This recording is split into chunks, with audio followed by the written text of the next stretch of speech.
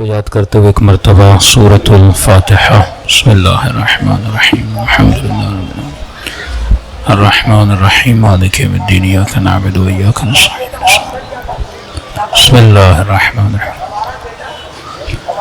ربنا تقبل منا انک انت السمیع العلیم۔ صلوات پڑھیں محمد وعلی محمد۔ بسم اللہ الرحمن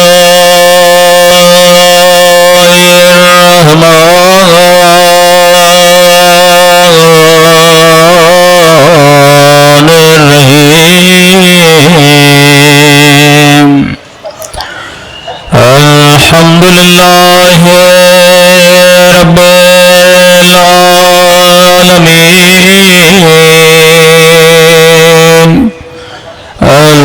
الحمد للہ کما هو أهله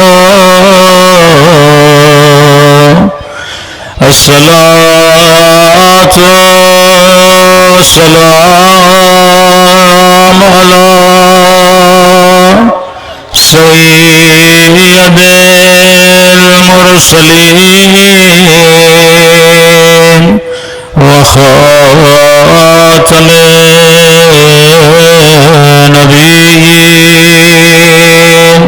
أبي القاسم محمد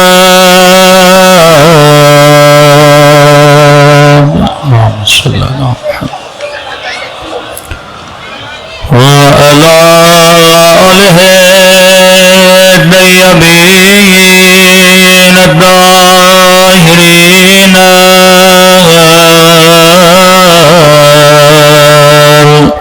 معصومین۔ سب مل کے اپنے مولا کے ظہور کی دعا۔ اللہم کل ولیک حجت ابن الحسن صلواتک علیہ وعلی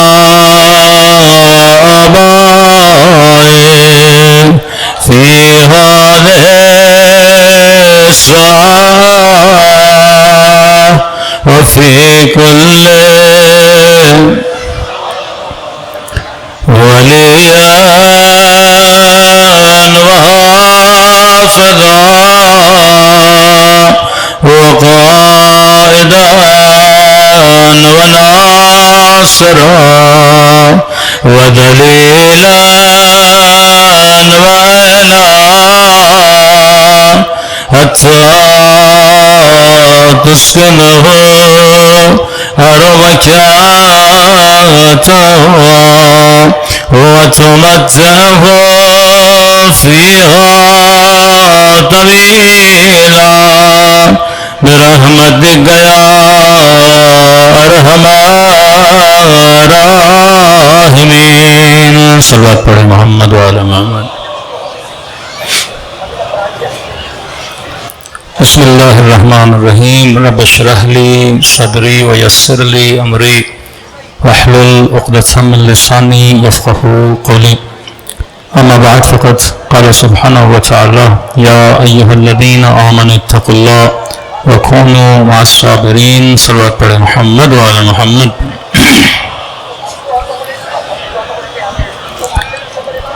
دعا ہے پروردگار عالم ہم سب کی عبادتوں کو اپنی بارگاہ عالی میں قبول فرمائے، اور جس مقصد زندگی اور حیات کو لے کر یہ مجالس رکھی جاتی ہیں خدا ان مقاصد میں ہم سب کو کامیابیاں کامرانیاں نصیب فرما دے۔ کل کی مجلس میں عرض کیا کہ ہمارا امام حسین کے ساتھ وقت کے اعتبار سے بہت زیادہ فاصلہ ہے، 1400 سال کا فاصلہ، اور اتنے لمبے فاصلے کے بعد ہم یہاں پہ جمع ہوئے۔ سوال یہ ہے کہ ہم امام حسین کے لیے کیا کر سکتے ہیں؟ تو چھٹے امام جعفر صادق علیہ السلام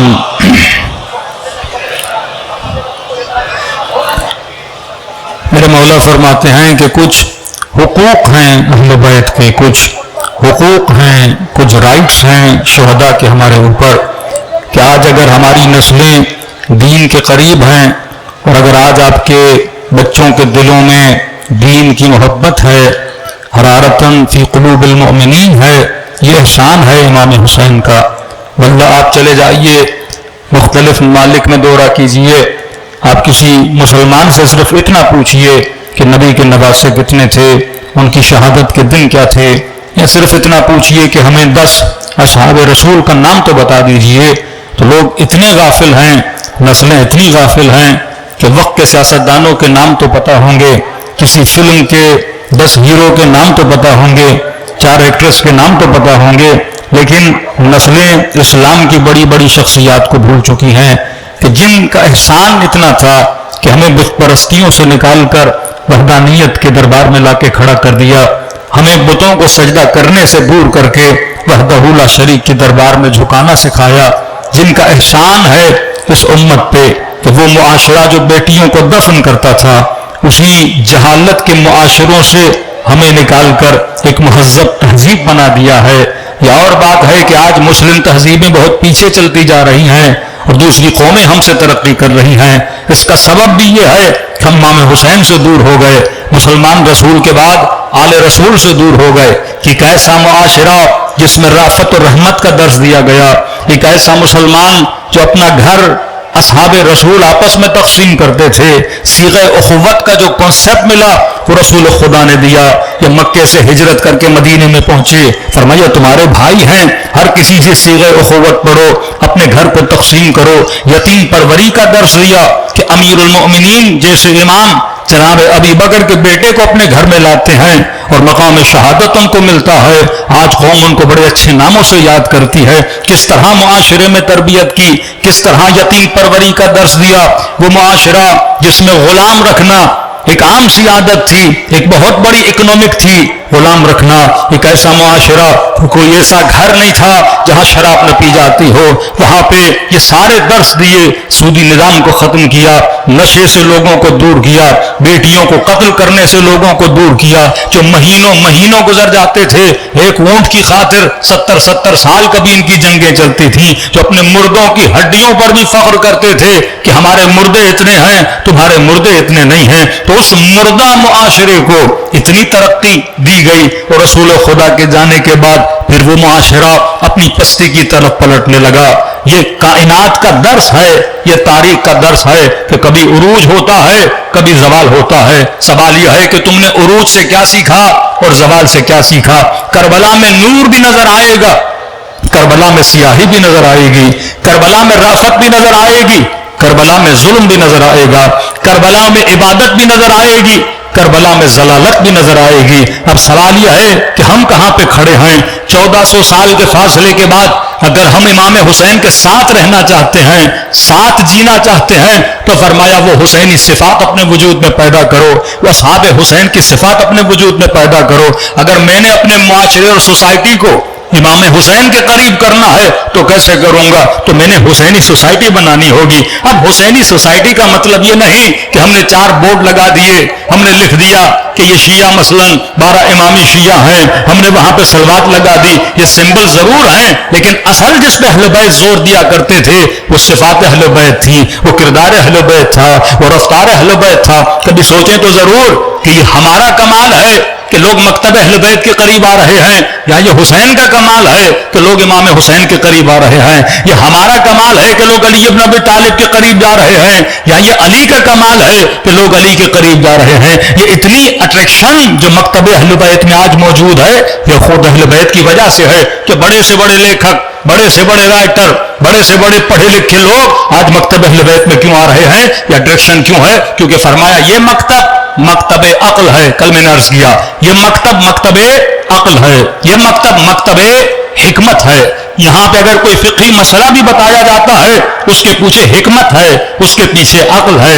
یہاں پہ یعنی آج اس زمانے میں اگر ماڈرن ترین فقہ کسی کے پاس موجود ہے، یعنی وہ جو ہر زمانے میں چل سکتی ہے، وہ فقہ محمد اور آل محمد ہے۔ اب طلاق کا مسئلہ، آپ رضاعت کا مسئلہ، مختلف مسائل ہیں، جس میں کیسز بھی چلے انڈیا میں، مختلف ملکوں میں لوگوں نے اعتراض کیا کہ جناب یہ کیسا مسئلہ ہے کہ غصے میں طلاق دے دی تو طلاق ہو جاتی ہے۔ آج کل تو مفتی صاحب نے نئی بات کر دی کہ ڈراموں میں جتنے ایکٹر ایکٹریسز ہیں ان کے نکاح ہوتے ہیں تو وہ بھی نکاح ہو جاتے ہیں۔ کسی ایکٹر نے نوٹ لکھا کہ جناب ابھی تک تو میرے ڈراموں میں 400 نکاح ہو چکے ہیں، تو بتائیے میری بیویاں کتنی ہیں۔ تو ایک طرف وہ فقہ کہ مسلمانوں کے اسلام کے احکام کے مذاق بننے کے باعث بنتی ہے، دوسری طرف وہ فقہ امیر المؤمنین، وہ فقہ امام جعفر صادق، وہ فقہ امام رضا، وہ فقہ امام جواد کہ کتنے عظیم ترین الجھے ہوئے مسائل کو انہوں نے اپنی حکمت سے حل کیا۔ اور کسی اہل سنت کے جوان نے، دیکھیے آج کے جوان یہ سوال کر رہے ہیں، کیونکہ پہلے تو زبردستی تھی، جبر تھی، لوگوں کو روکا جاتا تھا، لیکن اللہ کا یہ وعدہ تھا نا کہ جاء الحق وزهق الباطل ان الباطل كان زهوقا۔ یہ حق کیا ہے؟ یہ حق عقل کا نام ہے، یہ عقل وزڈم کا نام ہے، یہ عقل انسان کی سوچ کا نام ہے، یہ عقل انسان کی فطرت کا نام ہے۔ آپ انسان کو کتنی دیر گمراہ رکھو گے؟ بالآخر تو انسان سوچتا رہتا ہے۔ اب میں بیٹھا ہوں سوچ رہا ہوں، آپ مجمع میں بیٹھے ہیں سوچ رہے ہیں، مجھے نہیں پتا آپ کیا سوچ رہے ہیں۔ تو ہمیں انسانوں کے ہاتھوں پہ تو پابندی لگا سکتا ہوں، کسی کو 10 دن کے لیے کسی کمرے میں تو بند کر سکتا ہوں، لیکن میں کسی کی سوچ کو روک نہیں سکتا۔ آپ لوگوں کو زندان میں ڈال سکتے ہیں لیکن لوگوں کی سوچوں کو بند نہیں کر سکتے۔ تو اللہ کہتا ہے جو فطرت میں نے انسان کو دی ہے، یہ سوچ جو انسان سوچتا ہے کہ کوئی ظالم کیسے اچھا ہو سکتا ہے، کوئی قاتل کیسے اچھا ہو سکتا ہے، کوئی ظلم کرنے والا کیسے اچھا ہو سکتا ہے۔ واقعاً حق و باطل کیا ہے؟ ایک طرف قرآن کہے جھوٹوں پہ لعنت، ایک طرف قرآن کہے ظالموں پہ لعنت، ایک طرف قرآن کہے تہمت لگانے والوں پہ لعنت۔ یہ ایک الگ اصول قرآن بتا رہا ہے، اور جب تاریخ میں جاتے ہیں کسی نے قتل کر دیا تو مسلمان کہ نہیں اسے آپ برا نہیں کہہ سکتے، کسی نے الزام لگا دیا کہ برا نہیں کہہ سکتے، کسی نے زبردستی زنا کر دی یہ کہتے ہیں آپ برا نہیں کر سکتے، وہ خطا اجتہادی تھی۔ تو ایک طرف قرآن اب انسان کی سوچنے پر مجبور ہے کہ ایک جوان ہے سوشل میڈیا پہ بہت زیادہ اہل بیت کی محبت پہ کام کر رہے ہیں، مفتی ہمدرد صاحب، انہوں نے ایک بہت بڑا سوال اٹھایا، اور وہ سوال واقعاً ایک مسلم معاشرے میں اٹھایا جانا چاہیے۔ انہوں نے کہا واقعاً یہ کہاں پہ لکھا ہے کہ ہم نے اگر فقہ لینی ہے تو مثلا صرف امام ابو حنیفہ سے لینی ہے، یا امام شافعی سے، یا امام مالک سے، یا امام حنبل سے؟ کہا کہ ہم مسلمان اہل بیت سے فقہ کیوں نہیں لے سکتے؟ کہ آج ایک کلمہ پڑھنے والے کو یہ اجازت کیوں نہیں کہ وہ اپنے طلاق کا مسئلہ، رضاعت کا مسئلہ، ارث و میراث کا مسئلہ فرزند رسول سے پوچھے؟ ایک طرف حکم محبت ہے، دوسری طرف آپ غیر اہل بیت کے پاس جا کے تو پوچھ سکتے ہو، کہ ہم پوچھ کیوں نہیں سکتے؟ واقعی صدیاں گزر گئیں، کسی نے یہ نہیں سوچا کہ میں کبھی فرزند رسول کے پاس کیوں نہیں جاتا، میں ان سے تو پوچھ رہا ہوں جو ڈائریکٹ یا انڈائریکٹ ان کے شاگرد ہیں، لیکن میں استاد سے کیوں نہیں پوچھ سکتا؟ جب انسان پہلی منزل ہے سوال، اہل بیت لوگوں کو سوال دیتے تھے کہ وہ شخص شامی جب آیا چوتھے امام کے مقابلے میں، اب ظاہر ہے جب شام سے آ رہا ہے تو اس کا ذہن فرزند رسول کے خلاف بھرا گیا ہے کہ 70,000 ممبروں سے علی ابن ابی طالب کے خلاف پروپیگنڈا ہوتا تھا۔ 70,000 ممبر کا مطلب یہ ہے کہ اس زمانے کا پورا اسلامی معاشرہ، اور ممبر کی حیثیت اس زمانے میں ٹی وی ہے، ممبر کی حیثیت سنیما ہے، ممبر کی حیثیت اخبار ہے، ممبر کی حیثیت میڈیا ہے۔ لوگ کہاں جاتے تھے؟ ممبروں کو سنتے تھے۔ اگر لوگوں کو پیغام دینا ہوتا تھا تو پیغام دینے کا جو مرکز تھا وہ مسجد تھی، وہ موسک تھا، جمعے میں لوگ جمع ہوتے تھے، خطبے سنتے تھے، مفتی صاحب جو بیان کرتے تھے لوگ بلیو کرتے تھے۔ کوئی مفتی سے یہ نہیں پوچھتا تھا آپ نے کہاں سے پڑھا، بس کہتے تھے قال رسول اللہ، نبی کا فرمان پڑھتے تھے اور لوگوں کو سناتے تھے، لوگ بلیو کرتے۔ اب شام سے آیا ہوا شخص جیسے ہی چوتھے امام کا مقابلہ ہوتا ہے، یہ گندی ترین گالیاں جو اس کے ذہن میں نجاست بھری گئی تھی وہ امام کو بولنا شروع کر دیتا ہے، آپ تو ایسے ہو، آپ تو ایسے ہو، آپ تو ویسے ہو۔ یہاں جو امام کے حواری تھے، جو امام کے شاگرد تھے، جو امام کے ساتھ کھڑے تھے، ان کو برداشت نہ ہوا۔ مریدان امام زین العابدین آگے بڑھے تاکہ اس کے منہ پہ تماچا رسید کریں، اور جیسے آگے بڑھے تو امام زین العابدین نے روک دیا۔ اب ظاہر ہے کہ انسان کا ذہن گندگی سے بھرا ہوا ہے، اس کا نتیجہ یہ نہیں کہ آپ اسے مارو گے تو اس کے اندر اور غصہ پیدا ہوگا، وہ 4 گالیاں اور آپ کو دے گا۔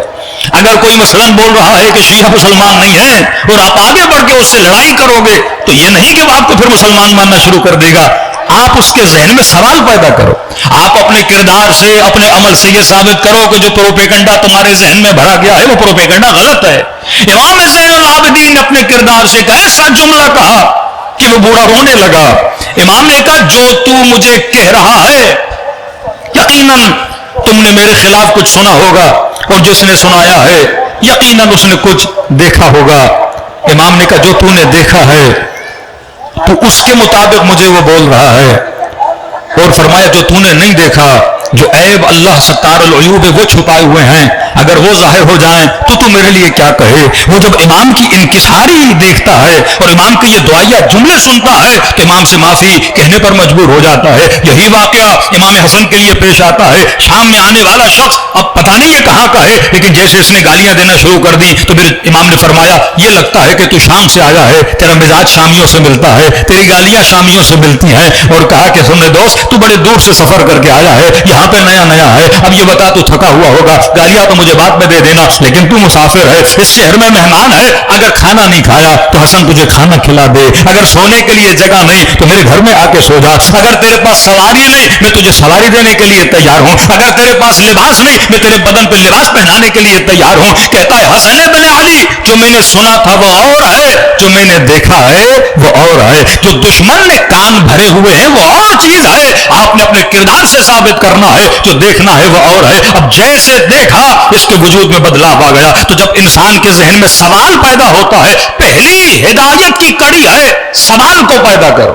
جب تک سوال نہیں ہوگا, آج مسلمانوں نے یزید پہ فل اسٹاپ لگا لیا کیونکہ سب کو بچا لیا لیکن یزید کو نہ بچا سکے. واللہ اگر یہ مجالس اذان نہ ہوتی تو یزید بھی رضی اللہ بن جاتا, یہ مجالس اذان نہ ہوتی تو یزید کے خلاف بھی بات کرنے پر پابندی ہوتی. یہ تو مجلس امام حسین ہے کہ کوئی یزید کو بچا نہ سکا. یہ سوال ذہنوں میں پیدا ہونا چاہیے کہ وہ معاشرہ جو فاتح بدر بنا, وہ معاشرہ جو اپنے گھروں کو تقسیم کر رہا تھا, وہ معاشرہ جس میں اخوت کا درس دیا جا رہا تھا, ایسا کیا ہوا نبی کے جانے کے بعد؟ ارے یہی معاشرہ جو نبی کا کلمہ پڑھتا ہے وہ اپنے نبی کے نواسے کو قتل کرنے کے لیے آگے بڑھا. جب تک اس کینسر کو نہیں ڈھونڈا جائے گا, جب تک اسباب کو نہیں ڈھونڈا جائے گا, تب تک انسان اس معاشرے کی اصلاح نہیں کر سکتا. صلوات پڑھے محمد وآل محمد.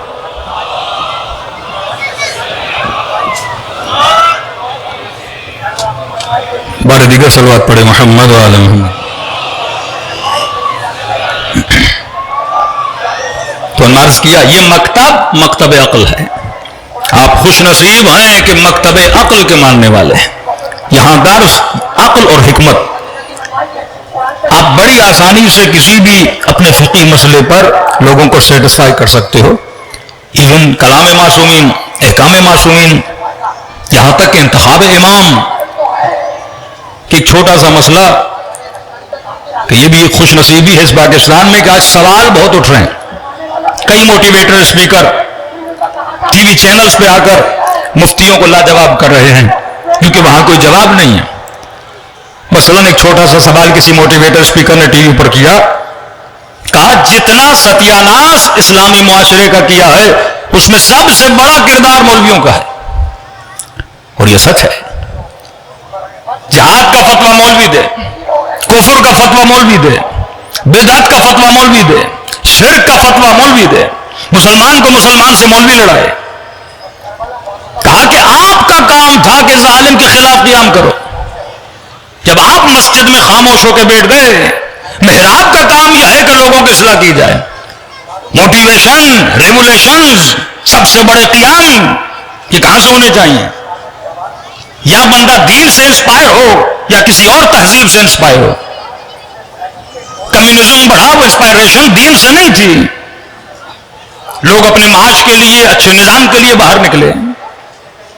جس بھی ملک میں آپ ایک ریولیوشن دیکھتے ہیں, ایران میں جو ریولیوشن آئی وہ دینی ریولیوشن تھی. اور اس ریولیوشن کے پیچھے کون تھے؟ مفتی تھے یا مولاناز تھے. کشیوں میں تو ہمیں ریولیوشن نظر آتی ہے اگینسٹ حاکم, اگینسٹ ظالم, فرسودہ نظام کے خلاف. کم از کم آواز اٹھانے والے تو موجود ہیں. آج کے استعمار کے خلاف اگر کوئی صدا بلند کر رہا ہے واقعی وہ مکتب اہل بیت ہے. وہ چاہے 33,000 مسلمان صرف ایک مہینے میں مارے جاتے ہیں فلسطین میں, غیرت مسلمان کہاں ہے؟ قدرت مسلمان کہاں ہے کہ 33,000 لوگوں کو سردی میں کھانا نہیں ان کے پاس, چھتیں نہیں ان کے پاس, چھوٹے چھوٹے بچے, ایک ایک باپ نے 4 جنازے اٹھائے ہوئے ہیں. لیکن پوری اسلامی حکومتیں خاموش تماشائی ہیں. یہ اس ذلت پہ ہم کیوں پوچھے؟ کیونکہ امت کے علماء نے قوموں کو استعمار کے خلاف آواز اٹھانے پہ کوئی درس نہیں دیا، اور کہا کہ یہ درس ایک ہی مکتب میں نظر آتا ہے، مکتب اہل بیت ہے. جانے بھی دے رہے ہیں، قربانیاں بھی دے رہے ہیں. 2 لاکھ شہید دیے ایران نے. عراق استعمار کے مقابلے میں کھڑا ہوا، لبنان کے شیعہ استعمار کے مقابلے میں کھڑے ہوئے، یمن کے شیعہ استعمار کے مقابلے میں کھڑے ہوئے. یہ عرب اسپرنگ جو چلی، ابتدا کہاں سے ہوئی؟ تیونس سے ہوئی، پھر لیبیا تک پہنچی، پھر مصر تک پہنچی. لیکن مصر میں اتنا بڑے انقلاب آنے کے بعد پھر اپنی جگہ پہ کھڑے ہو گئے. یہ ریولیوشن اگر کہیں پہ آپ کو کامیاب دکھائی نظر دیتی ہے، وہ یمن میں آپ کو دکھائی دیتی ہے، ایران میں دکھائی دیتی ہے. کیوں؟ کیونکہ مفتیوں نے جب ایک قرآن کی آیت کی غلط تفسیر کر دی کہ اطیعوا اللہ واطیعوا الرسول واولی الامر منکم، اللہ کی اطاعت کرو، رسول کی اطاعت کرو، اور کس کی اطاعت کرو؟ اولی الامر کی اطاعت کرو. اب دیکھیے 2 ہی راستے ہیں، یا اہل بیت یا غیر اہل بیت. آپ نے 4 خلافتوں تک تو نظام چلا لیا. پہلے خلیفہ اولی الامر بنے، دوسرے چلو اولی الامر بنے، تیسرے اولی الامر بنے، علی ابن ابی طالب اولی الامر بنے. 5ویں کا کیا کرو گے؟ چلو حسن ابن علی کے 6 مہینے اولی الامر بنا دیے، 6ٹھے کا کیا کرو گے؟ 7ویں کا کیا کرو گے؟ 8ویں کا کیا کرو گے؟ قاضی شورے نے جو فتویٰ دیا وہ فقہی اعتبار سے فتویٰ تھا. قاضی ایسے فتویٰ نہیں دے سکتا. جو حدیثیں کہی گئیں، تو آج کا مفتی منبر پر بیٹھ کر نبی کی حدیث پڑھتا ہے اور انڈائریکٹ یہ ثابت کرنا چاہتا ہے کہ امام حسین کا قیام غلط تھا، کہ رسول خدا نے فرمایا اگر حاکم چاہے کالا حبشی غلام بھی ہو اور اس کے بال کشمش کی طرح ہوں، جس طرح افریقنز کے بال ہوتے ہیں، وہ چاہے فاسق بھی ہو، تمہیں حق نہیں کہ تم اس کے خلاف قیام کرو. تو کہا کہ اس حدیث کی روشنی میں یزید کیسا بھی تھا، حسین کو قیام نہیں کرنا چاہیے تھا. اپنی بقا کے لیے حاکموں نے جعلی حدیثیں بنائی. اس حدیث میں بھی تعصب کی بو آتی ہے. عرب اور عجم، عرب اور عجم، یہ قتل خلفاء، دوسرے خلیفے کا قتل، تیسرے کا قتل، چوتھے کا قتل. خلیفہ کشی جو مسلمان کے معاشرے میں عام ہوئی، کیوں ہوئی؟ کہ معاشرے میں زیادتیاں شروع ہوئیں. عرب اور عجم کی تفریق شروع ہو گئی. روم فتح کرنے کے لیے چلے، ایران فتح کرنے کے لیے چلے، پھر اتنی کنیزیں، اتنے غلام جب معاشرے میں آئے، پھر جس طرح حکومت سبسڈی دیتی ہے، انہوں نے عرب کی سبسڈی الگ رکھی، عجم کی سبسڈی الگ رکھی، ایک معاشرے میں تفریق پیدا ہوئی. پھر ایسی حدیث جس سے رسول خدا کے عقیدے اور ادب میں توہین نظر آتی ہے کہ نبی نے فرمایا اگر کوئی حاکم کالا حبشی بھی بنے، کیونکہ عرب برداشت نہیں کرتے تھے ہمارے اوپر کوئی افریقن آ کے کھڑا ہو جائے، کیونکہ کالے ان کے غلام ہوتے تھے.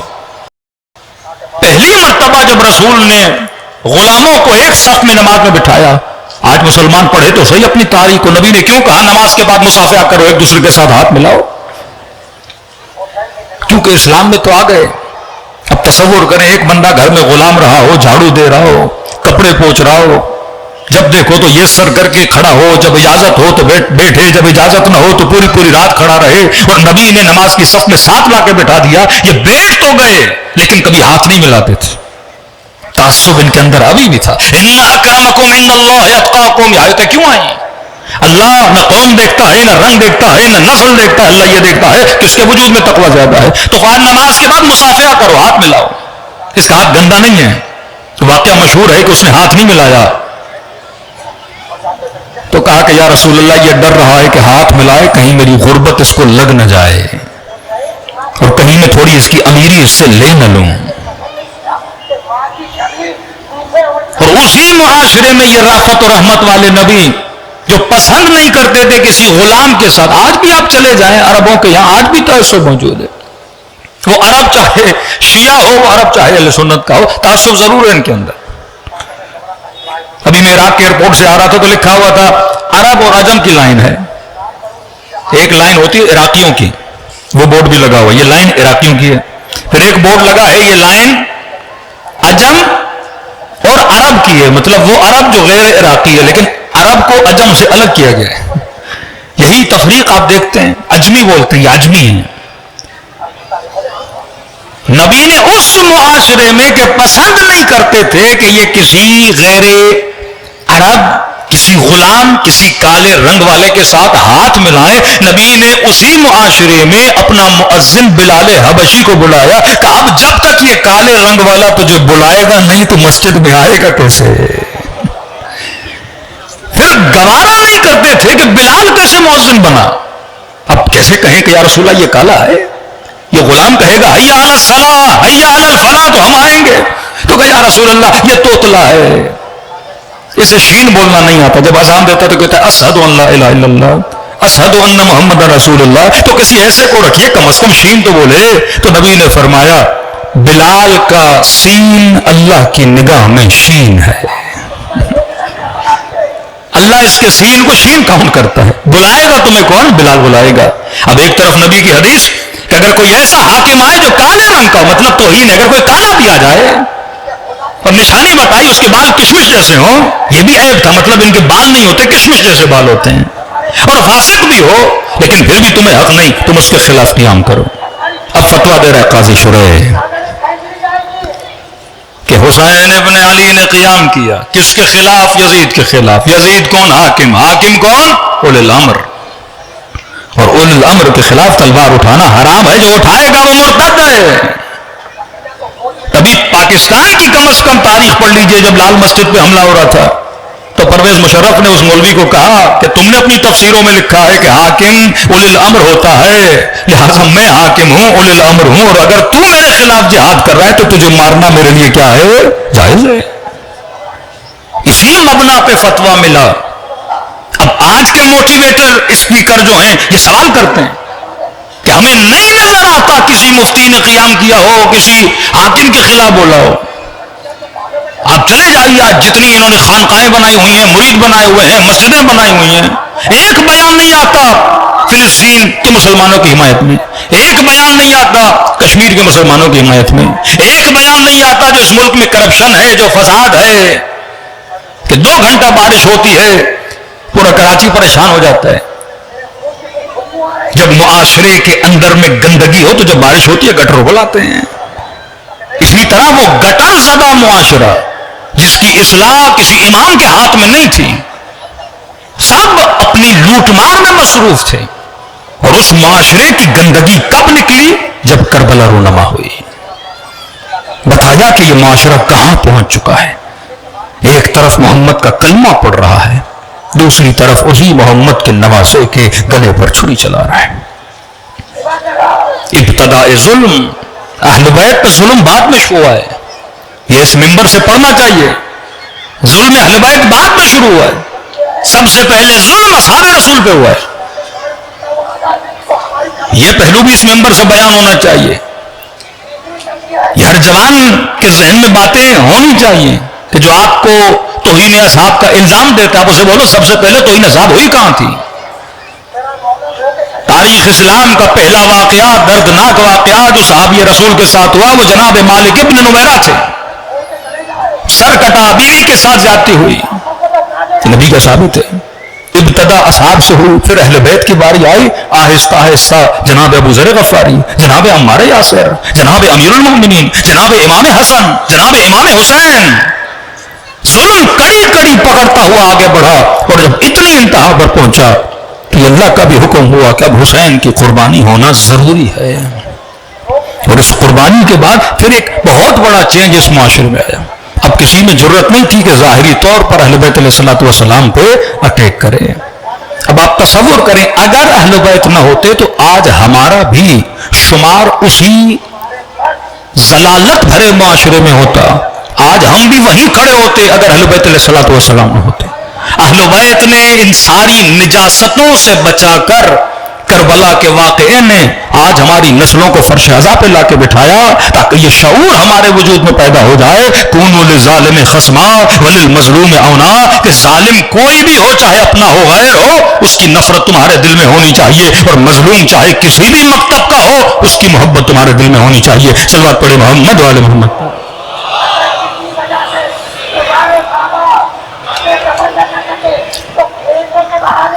ہر چیز کا اظہار انسان 3 طریقوں سے کرتا ہے. یہ تقسیم بندی واقعا فکر اہل بیت سے انسان کو ملتی ہے، جو بھی بیان کروں گا.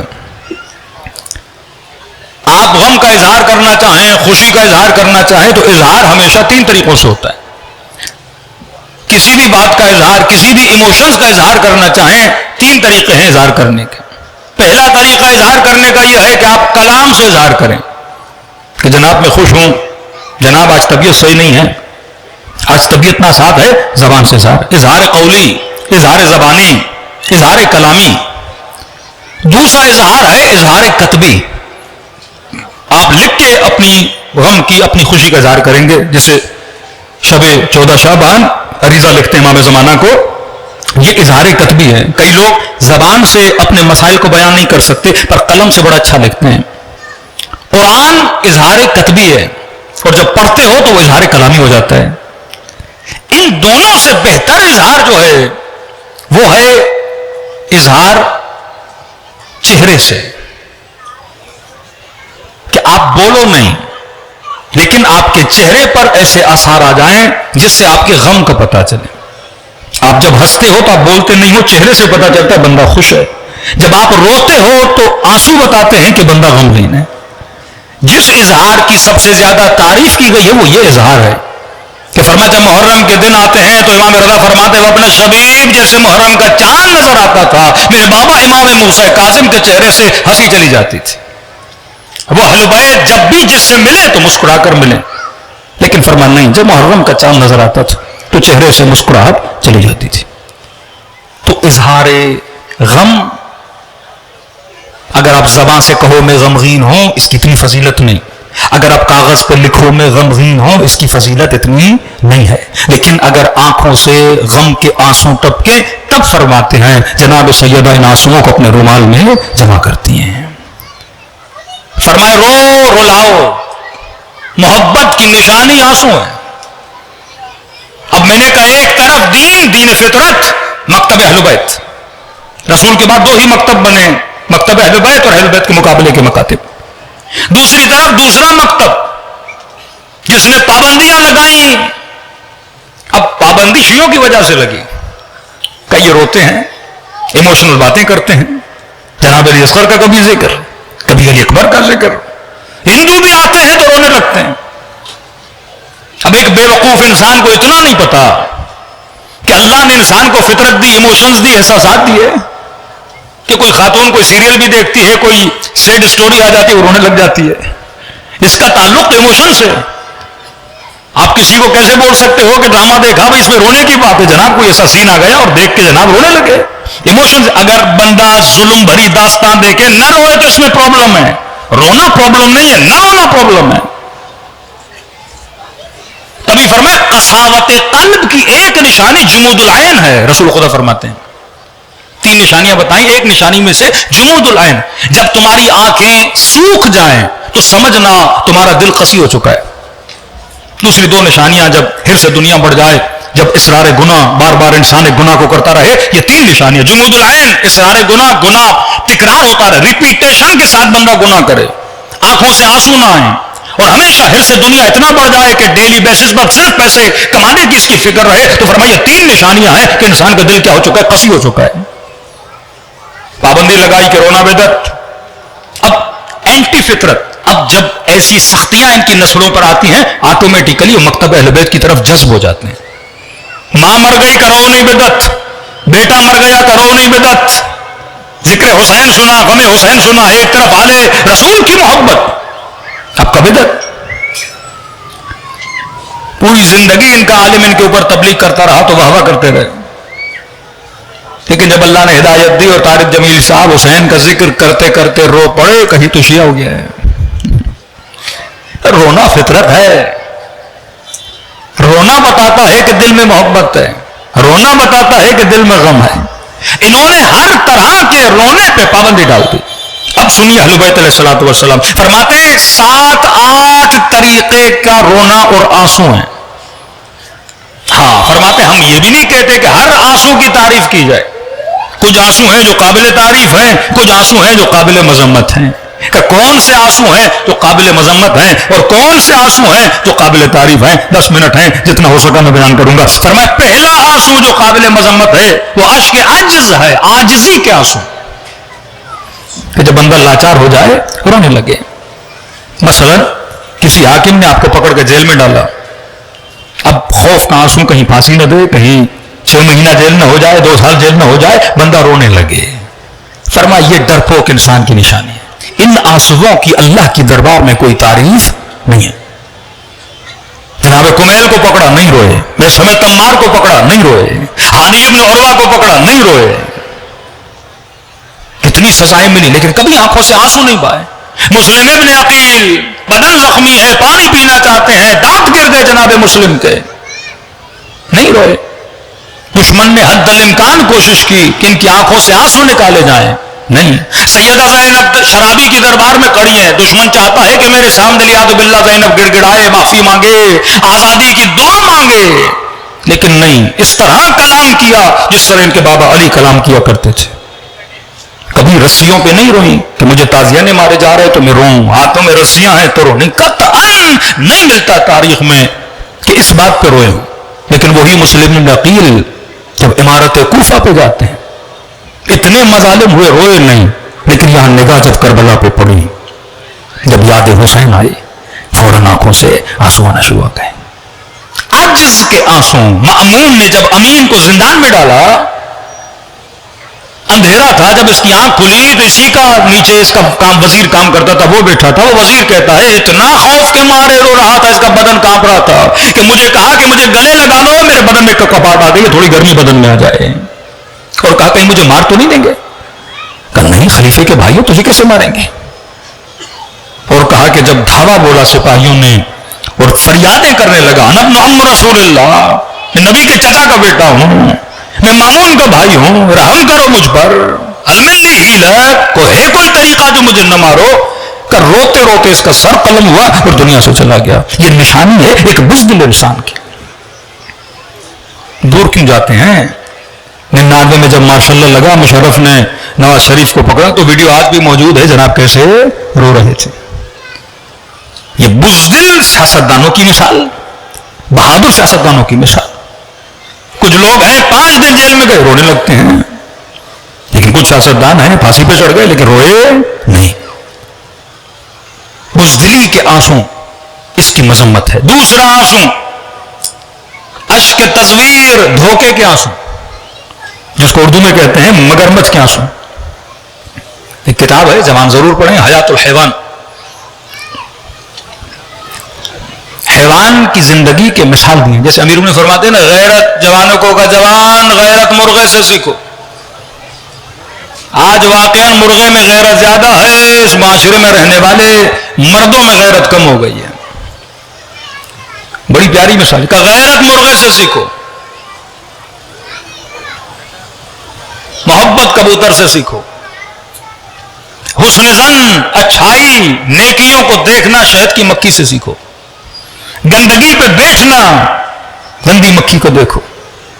ہر حیوان کی مثال دی ہے. مگرمچھ کی مثال وہاں آئی ہے. مگرمچھ کے آنسو اسے کہتے ہیں اشک تصویر، دھوکے کے آنسو. مگرمچھ یہ مثال ملی اس کتاب میں. مگرمچھ جب اپنے مادہ کو جفت پیٹھ پہ اٹھاتا ہے اور کھانے کے لیے لے جاتا ہے اسے، اور جب شکار کر لیتا ہے، کھانا کھاتا ہے، اب ظاہر ہے اس کا وزن اس کی پیٹھ پہ ہوتا ہے، دونوں کھانا کھاتے ہیں. کھانا کھانے کے بعد مگرمچھ کا پیٹ بھر جاتا ہے. جب پیٹ بھر گیا تو جب واپس جانا چاہتا ہے، بھاری پیٹ، اوپر سے اس مادہ نے بھی کھانا کھایا ہے، اسے پیٹھ پہ بٹھائے تو یہ جا نہیں سکتا. تو یہ کیا کرتا ہے، اس مادہ کو خود ہی مارتا ہے تاکہ یہ واپسی کا سفر اس کا آسان ہو جائے. اور مارنے کے بعد اس کے جنازے پہ بیٹھ کے رونے لگتا ہے. کہا یہ اشک تصویر ہے، یہ دھوکے کے آنسو، یعنی خود ہی مارا اور خود ہی بعد میں رونے لگا. مامون نے امام رضا کو شہید کیا، پھر امام رضا کے لیے مجلس عزا بھی رکھی، کالے کپڑے پہنے اور رونے لگا کہ روا من آل محمد مارے گئے. امام رضا نے ابا سالت، اگر جناب ابا سالت نہ ہوتے آج تک ہمیں پتہ نہ لگتا کہ امام رضا کو شہید کس نے کیا ہے. اس طریقے سے مولا کو شہید کیا تھا نا. گھر کے اندر شربت پلائے، کسی کو نہیں پتا. پھر وہ امام رضا تھے جناب بصالت کو بلایا کہ میرے شیعوں کو بتانا کہ میرا قاتل کون ہے، مجھے زہر کس نے پلائی ہے. اشک تصویر یہ دھوکے کے آنسو ہیں. اشک تصویر کہ انسان، جنگ بدر کا واقعہ ہے، ایک شخص جب رسول خدا کے مقابلے میں تھا اس کو پکڑا گیا. پکڑنے کے بعد رسول خدا کی خدمت میں لایا گیا. نبی جب سزا دینا چاہتے تھے یہ چیخنا شروع ہو گیا، یا رسول اللہ میرے بچے ہیں، یا رسول اللہ میری بیوی ہے، یا رسول اللہ میں مر جاؤں گی میرے بچے یتیم ہو جائیں گے، یا رسول اللہ میری اولاد کا کیا ہوگا، یا رسول اللہ آج کے بعد آپ کے مقابلے میں نہیں آؤں گا، یا رسول اللہ آج کے بعد مشرکین مکہ کا ساتھ نہیں دوں گا. یہ رحمت للعالمین نبی ہیں، پہلی بار کوئی بھی معافی مانگے یہ بخش دیتے ہیں. نبی نے کہا اسے چھوڑ دو. جب چھوڑا تھوڑا دور گیا، مشرکوں نے کہا تو محمد سے بچا کیسے؟ کہا جھوٹی کا رو کے میں نے محمد کو دھوکہ دیا ہے. بچپن میں آپ نے بھی ایسے بہت کام کیے ہوں گے.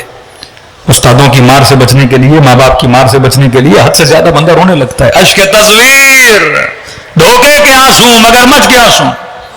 پھر یہی بندہ، اس کی قسمت بری تھی، جنگ احد میں پھر رسول خدا کے پاس پکڑ کے لائے. اب دور سے جیسے اس کی نگاہ رسول پہ پڑی، پھر سے وہی آہو بکا، پھر سے وہی رونے لگا. نبی نے کہا نہیں، مومن 2 مرتبہ ایک سوراخ سے ڈسا نہیں جاتا، تو اس کا سر قلم کر دیا جائے. یہ جھوٹا ہے، اس کا رونا کیا ہے؟ جھوٹی والا. 2 آنسو مذمت کے ہیں. پہلا آنسو ڈر کا آنسو، ڈرپوک بندہ فوراً رونے لگے. بچہ روئے تو سمجھ آتی ہے، بڑا بندہ روئے ڈر کے مارے اس کے آنسو نکل آئیں.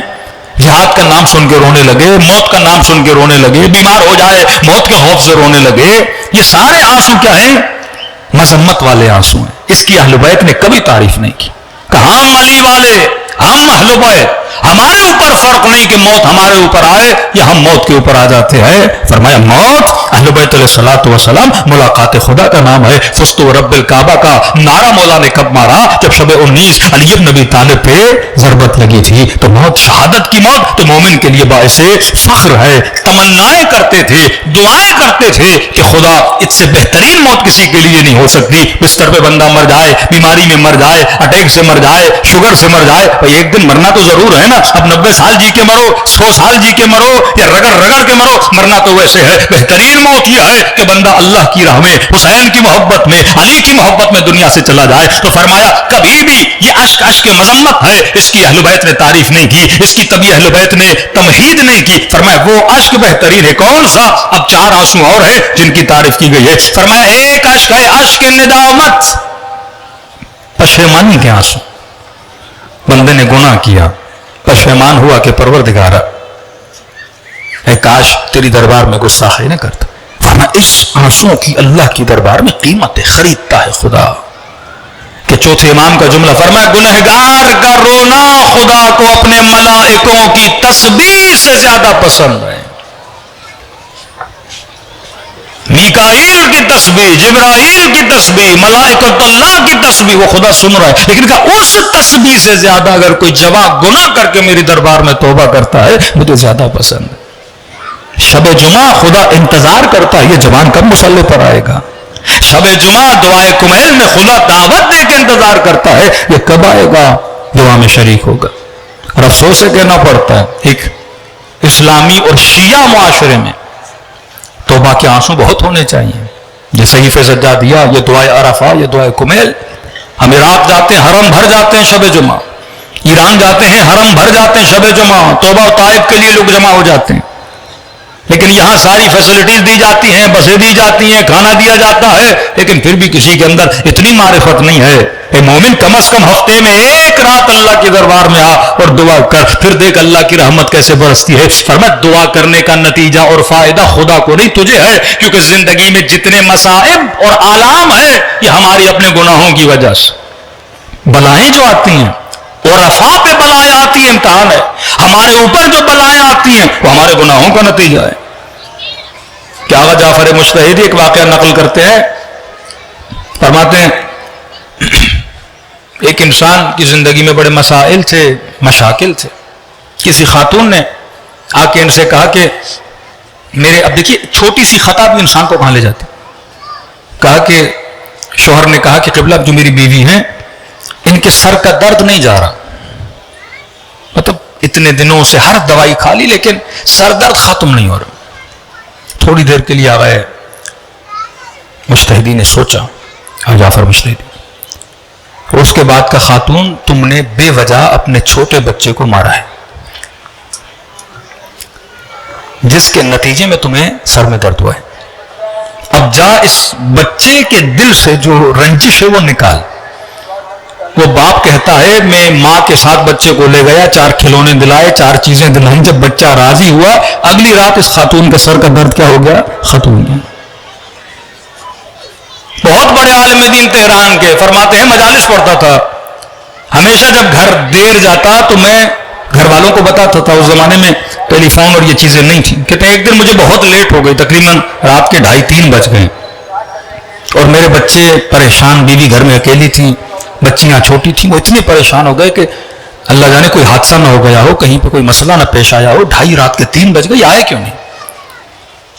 کہتے ہیں وہ انہوں نے نہ کھانا کھایا نہ وہ سو پائے، یعنی ایک عجیب ڈپریشن اور ٹینشن میں پوری فیملی، کہ کیا ہوا، کوئی حادثہ کوئی ایکسیڈنٹ تو نہیں ہوا، کہیں سے پتہ بھی نہیں لگا جناب کہاں ہیں؟ کہتے ہیں میں رات دیر پہنچا، 2:30 بجے 3 بجے، اور پہنچنے کے بعد میں نے فیملی سے ایکسکیوز بھی نہیں کیا کہ میری وجہ سے آپ پریشان ہوئے، میں آپ کو پیغام دے دیتا، میں نے یہ بھی نہیں بتایا مجھے دیر کیوں، کیونکہ تھکا ہوا تھا، سیدھا جا کے میں سو گیا۔ کہتے قبلہ میں سویا تقریباً 1 مہینے تک میری آنکھ میں تکلیف تھی، اور جب کسی عالم سے پوچھا اس تکلیف کی وجہ کیا ہے، کہ اس کی وجہ یہ ہے کہ تم نے اپنی فیملی کو یہ ڈپریشن، یہ ٹینشن، یہ پریشانی دی، اس کی بلا خدا نے تمہارے اوپر نازل کی۔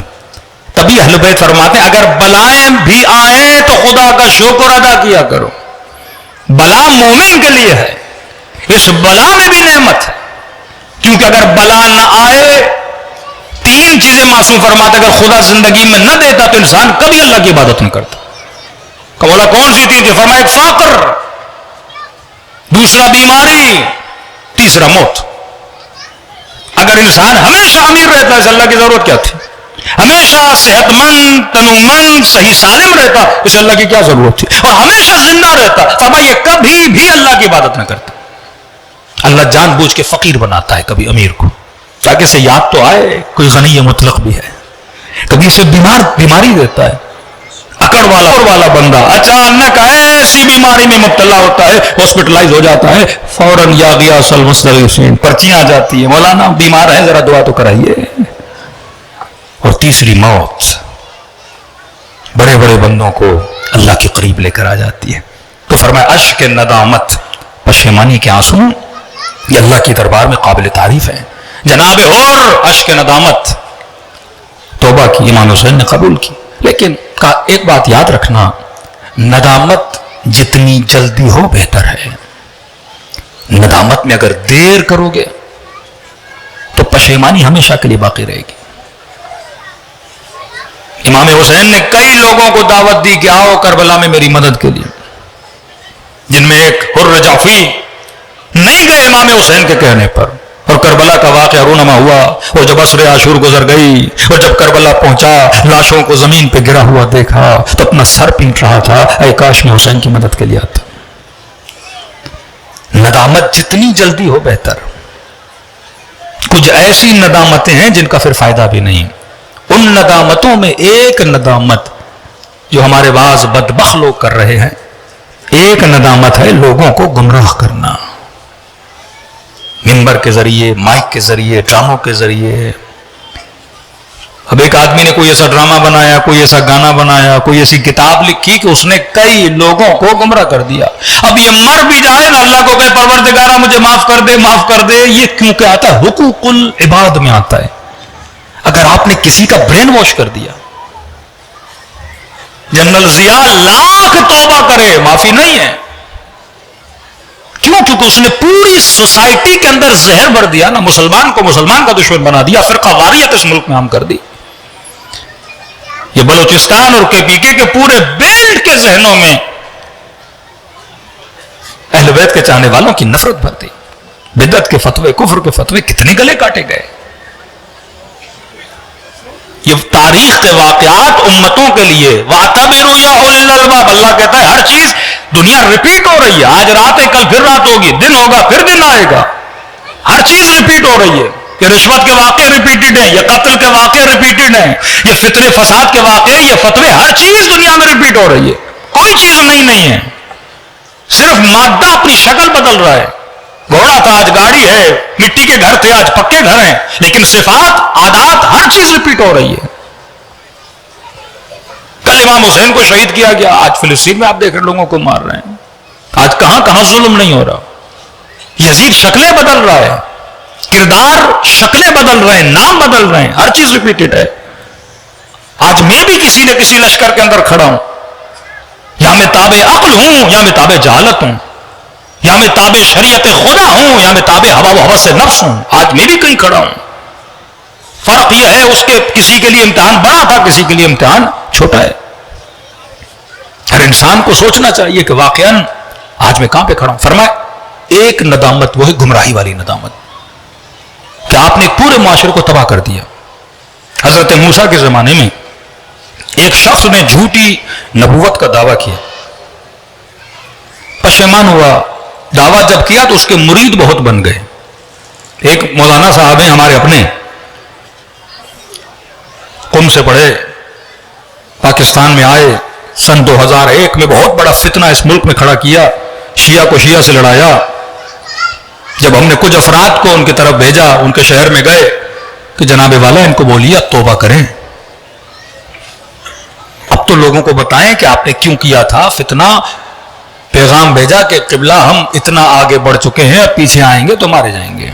کوئی اور مارے نہ مارے, ہمارے مرید خود ہمیں مار دیں گے. ہم نے وہاں لا کے لوگوں کو کھڑا کر دیا ہے. اس نے جھوٹی نبوت کا دعویٰ کیا اور اتنے مرید بن گئے کہ ان کو نبی ماننے لگے. جب پشیمان ہوئے کہ بدبخت تم نے کون سا کام کیا ہے, آخرت اپنی تباہ و برباد کر دی, اور اللہ کے دربار میں توبہ کی کہ خدایا میں نے غلطی کی, مانتا ہوں.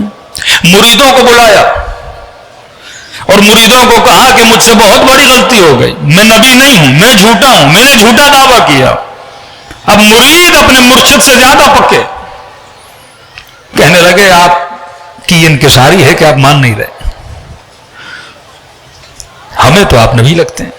کہ بھائی میں نے جھوٹ بولا. کہ نہیں, آپ کی تقویٰ ہے کہ آپ مانتے نہیں ہو کہ آپ نبی ہو, آپ ہو نبی. فوراً خدا نے حضرت موسیٰ پہ وحی نازل کی کہ موسیٰ اسے کہہ دے تب تک معاف نہیں کروں گا جب تک ان کو سیدھی لائن پہ نہیں لاتا. ایسی معافی کا فائدہ کیا کہ آپ نے پورے معاشرے کو تباہ و برباد کر دیا. جو باعث بنتے ہیں اس معاشرے میں سودی نظام بڑھے, جو ایسے ادارے ایسے انسٹیٹیوٹ کھولتے ہیں جس سے فحاشی بڑھے, جس سے اوریانی بڑھے. کہ مولانا ہم ہیں تو شیعہ لیکن کیا کریں, ایڈورٹائزمنٹ کمپنی میں ہیں اور یہ کرتے ہیں اور وہ کرتے ہیں. میں نے کہا اگر آپ کی ایک ایڈورٹائزمنٹ سے, ایک ڈرامے سے 4 لوگ گمراہ ہوتے, قیامت تک گردن پکڑی رہے گی. اب لاکھ اس ملک کے گلوکار مر جائیں اور اللہ کو کہے خدایا اب ہم توبہ کرتے ہیں. بہت مشکل ہے ایک بندے کے لیے جس نے پورے دنیا کو اور ملک کو تباہ و برباد کیا گمراہی میں, اب آخری زندگی میں کہ توبہ کرتا ہوں. اپنی کیسٹس کتنی چلائے گا, کہاں کہاں تک اپنی غلاظت کو مٹائے گا. کہ جب تک کمپلیٹلی لوگوں کو اس گناہ سے پلٹا نہیں دیتے, اپنے پیغام کو اتنا ساؤنڈ نہیں پہنچاتے کہ میں نے گناہ کیا ہے. وقت کیونکہ بہت ہو چکا, باقی چیزیں کل. توبہ کرو تو فرمایا شرمندگی بھی چہرے پہ نظر آئے, اظہار چہرے پر ہو, غم چہرے پر ہو. اور بیٹا, غلام, بھائی, تینوں کو لے کر امام حسین کی طرف چلا. تاریخ کہتی ہے پہلے گھوڑے پہ چڑھ کے روانہ ہوا خیام حسینی کی طرف. کہا کہ پیدل کیوں نہیں گیا؟ کہ پیدل اس لیے نہیں گیا کہ لشکر یزید سمجھ جاتا یہ حسین کے پاس جا رہا ہے, اس کو وہیں مار دیتے. آدھا راستہ گھوڑے پر گیا اور جب قریب ہوا امام حسین کے خیموں کے, پھر گھوڑے سے اترا.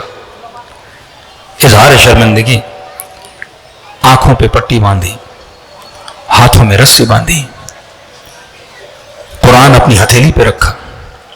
بیٹے اور غلام اور بھائی کو کہا کہ جب حسین قریب آئیں تو مجھے بتا دینا. اظہار غم, اظہار پشیمانی. کہتے ایک مرتبہ غلام نے کہا اللہ اکبر. کہ کیا ہوا, حسین آ گئے؟ کہ نہیں آقا, علی اکبر استقبال کے لیے آئے ہیں. ارے تو پشیمان تو ہو، پھر دیکھ اہل بیت کیا کرتے ہیں. جس طرح ماں اپنے بچے کو گود میں لیتی ہے، اس طرح پشیمانوں کو اہل بیت اپنی گود میں لیتے ہیں. پھر بھائی نے کہا اللہ اکبر اللہ اکبر. کا کیا ہوا، حسین آ گئے؟ کا نہیں، عباس علمدار استقبال کے لیے آئے. ایک مرتبہ تینوں نے کہا اللہ اکبر. کا اب کیا ہوا؟ کا خود حسین خیمے سے نکل کے استقبال کے لیے آ رہے. کہ جیسے حسین کے قریب پہنچو تو مجھے بتانا. کہتے یہاں بالکل امام کے روبرو پہنچا. اپنے ہاتھوں سے امام حسین نے اس کے ہاتھوں میں بندھی ہوئی رسیوں کو کھولا اور کہا ہاتھوں پہ رسی کیوں باندھی ہے؟ کہتا مولا کاش یہ ہاتھ کٹ جاتے، لجام فرس میں نہ پڑتے. اپنے ہاتھوں سے امام نے آنکھوں سے پٹیاں اتاری، اور آنکھوں پہ پٹی کیوں باندھی ہے؟ رو کر کہتا مولا کاش یہ آنکھیں نکل جاتی، اندھا ہو جاتا، کبھی امام کی آنکھوں میں آنکھیں ڈال کے بات نہ کرتا. پشیمان تھا. امام حسین نے فوراً سینے سے لگایا، جنت کی بشارت دی، بٹھایا. یہ روئے جائے روئے جائے. امام حسین تسلیاں دیتے رہے، اور اب آ گئے ہو، رونے کی ضرورت نہیں، تجھ میں اور حبیب میں میرے لیے کوئی فرق نہیں ہے. اور لیکن تاریخ لکھتی ہے اس کا رونا بند ہی نہیں ہو رہا. امام حسین نے کہا اور اتنا رو کیوں رہا ہے؟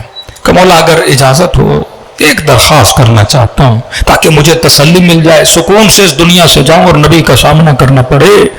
کہ کیا چاہتے ہو؟ کہ مولا اگر اجازت دیں تو میں علی کی بیٹیوں سے معافی مانگوں، میں زہرا کی بیٹیوں سے معافی مانگوں. امام نے فرمایا اور اہل بیت کا گھرانہ ہے. جب حسین نے کہہ دیا کہ معاف کیا تو میری بچوں نے، میری بچیوں نے، میری بہنوں نے بھی معاف کیا. کہ مولا جانتا ہوں اخلاق محمد اور آل محمد کو، لیکن کیا کروں، جب تک معافی نہیں مانگوں گا تسلی نہیں ملے گی. کہا اور اتنا اصرار کیوں کر رہے ہو؟ کہ مولا جب آپ کا راستہ روکا تھا مجھے کچھ اماریوں سے، کچھ بیویوں کے رونے کی آوازیں آ رہی تھی. ہور بنا ادب کی وجہ سے. یہ ادب انسان کو ہور بنا دیتا ہے. بے ادب مسلمان سیکھ ادب ہور سے.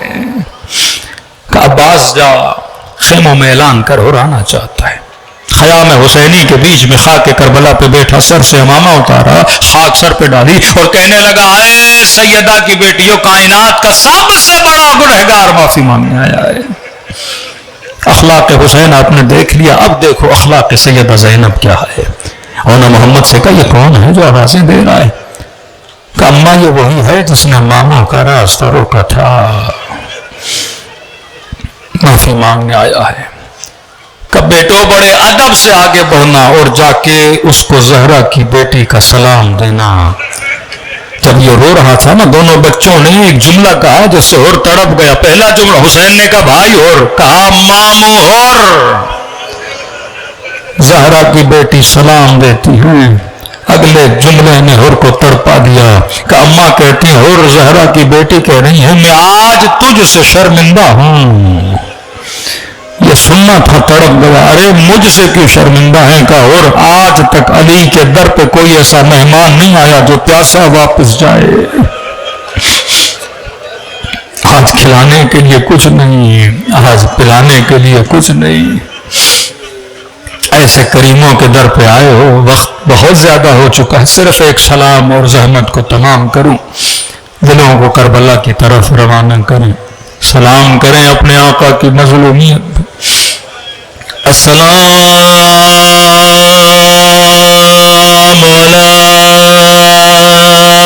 الحسین وعلی علی ابن الحسین وعلی اولاد الحسین وعلی اصحاب الحسین. سب مل کے السلام علی الحسین وعلی علی ابن حسین کی صدا گونجنی چاہیے سب مل کے. وَعَلَىٰ أَوْلَادِ الْحُسَيْنِ وَعَلَىٰ أَصْحَابِهِ سب مل کے السلام علی حسین وعلی علی ابن وعلی اولاد الحسین وعلی اصحابہ. میرا سلام ہو سکینہ کے زخمی کانوں پہ. دو سلام امام زمانہ کے زحمت تمام کروں. کل انشاءاللہ تفصیل سے مصائب ہوں گے. کربلا میں بڑی بڑی مصیبتیں آئیں لیکن سنیں گے امام زمانہ نے کن مناظر کو یاد کر کے سلام کیا. فرمایا میرا سلام ہو ان ننے سے رخساروں پہ. اگلا جملہ بڑا مصیبت بڑا جملہ ہے. میرا سلام ہو ان ننے سے رخساروں پہ جن کا رنگ بدلتا رہا. یہ نہیں کہا جن کا رنگ بدل گیا بلکہ بدلتا رہا. کبھی شمر کے تماچوں نے رنگ نیلا کیا کبھی ظالم کے تماچوں نے رنگ سیاہ کیا. ایک حدیث صحیح بخاری کی حدیث ہے. وہ مسلمان جو کہتے شیعہ کیوں روتے ان کے لیے بیان کر رہا ہوں. رسول خدا کی نصیحت فرمایا مسلمانوں کبھی حیوان کو بھی منہ پہ نہ مارا کرو. بخاری کی حدیث فرمایا مسلمانوں چہرہ چاہے حیوان کا کیوں نہ ہو چہروں کا احترام کیا کرو. کبھی حیوانوں کو منہ پہ چھڑی نہ مارا کرو کبھی حیوانوں کو منہ پہ نہ مارا کرو. آئے مسلمان ذرا کربلا 4 سالہ بچی ہے زندان شام ہے. جب غسالہ نے غسل دیا تو پیٹھ پہ کال بچھا چہرے پہ نیل بچھا.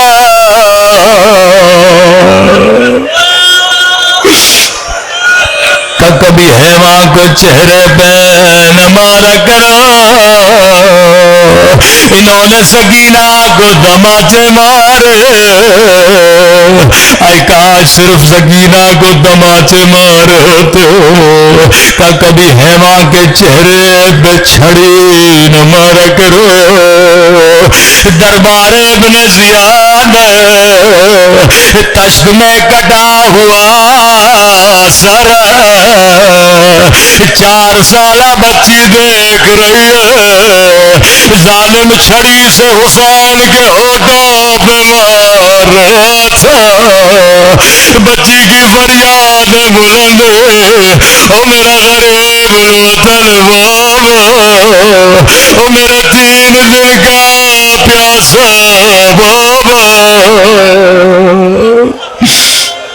الا لعنت اللہ علی القوم الظالمین.